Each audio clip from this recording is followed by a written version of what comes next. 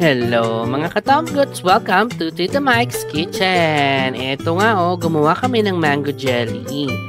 Kung gusto nyong malaman kung paano gawin to, panoorin nyo lang, madali lang, mura na, madali pa. Habol natin sa summer, mainit pa naman So, eto na nga. So, ang gamit natin, meron pala sa grocery yung mango flavor na gelatin. So, ayan. So, ang isang pack daw is equal to 1.5 liters ng tubig. So, yan ang sinunod natin. Pero kung gusto niyo yung jelly niya is sobrang firm, as in medyo maganit o yung matigas-tigas, bawasan nyo ng konti yung water. Pwede nyo gawing 1.3, 1.2 liters. So, hi! Yan ang aking katulong maggawa nitong mango jelly. We're now going to pour yung mango flavor ng isa lang kasi 1.5 po. So, depende kung ilang kayo sa bahay. So, nandito kami sa aming rest house. Rest house dito sa may Cebu. So, we're going to cook this one. So, halo-halo lang. Mamaya, mag-aano na siya. Tawag yan. Lusawin lang natin siya. Tapos, simmer. And then, turn off. Okay? So guys, matabang pala siya. Kasi ang sweeten yata yung nadampot ko sa... So, lagyan natin siya ng sugar, mga 2 to 3 kutsara, tablespoon. Tikman niya. Kasi syempre, preference nyo yun. Kasi for me, it's matabang. At pinatay ko na. Tapos may mga lumulutang-lutang. Syempre, hindi natin isasama yan. I-ano natin siya. Strainer natin siya. Yan. Okay na yan. So, the lesser the water pala, syempre, the firmer the gulaman. So, yan, di ba? I think, yan. Okay na yan. So, ganyan ang gagawin nyo, di ba? Wala siyang impurities. Okay.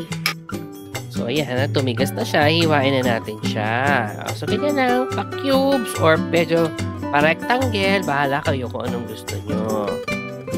Pwede nga rin, i-ano to, yung pangkayod ng buko. Ano kayo? So, Trinity will help me out with this. Sige. I-ano mo na. Nahiwa na natin siya. Ayan. And then, for everything, konti lang yan. Ayan. O, diba may dumaang truck para Hi, Trinity. Sige, shoot. Okay. So, ito yung mangga. Ganito ang pagtanggal ng laman niya. Okay. Diba? Yun. Tapos ihiwain natin. Maya. Okay. Okay. Dalawa lang yung kinuha natin. Okay, now, hihiwain na natin siya. Okay. So, ganito.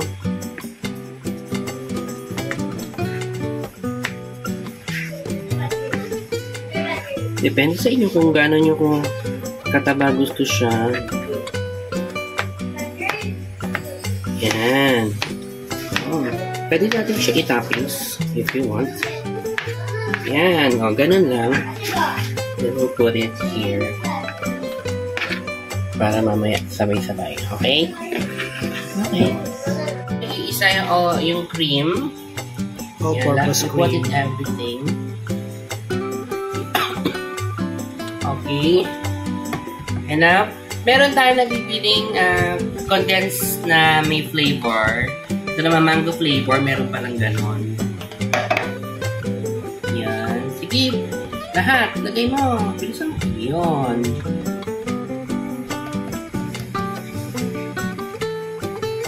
And then, we will put yung ating chopped mangoes. Huwag lahat siguro half muna. Basta magtira ka. Sige, sige. Yan. Okay, kasi mamaya ita-toppings natin siya. Now, ganun to. Lalagyan natin siya ng cheese. Any cheese will do. Wow! It's raining cheese! It's raining cheese! It's raining cheese is it. Oh my God. It's raining cheese already! Nasa inyo na rin kung gano'n yung karaming gusto na cheese. Pwede namang wala. Nasa inyo yan. Kanya-kanyang trick yan. Because that's your choice. Because you're the one who wants to make it.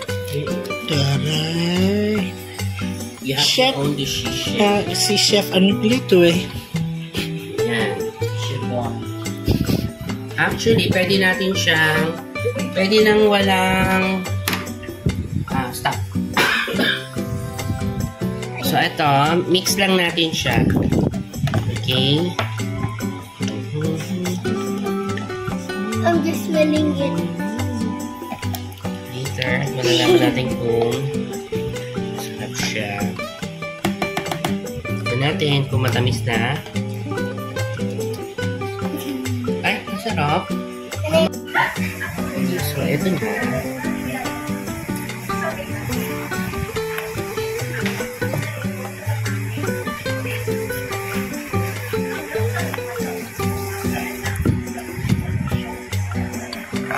Has ice creamy consistency. Wow! Dami naman. Tadaan! Taray! Yummy!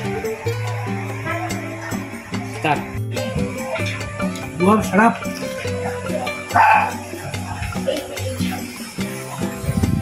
Sarap niya. Ito yung ginawa namin. Mango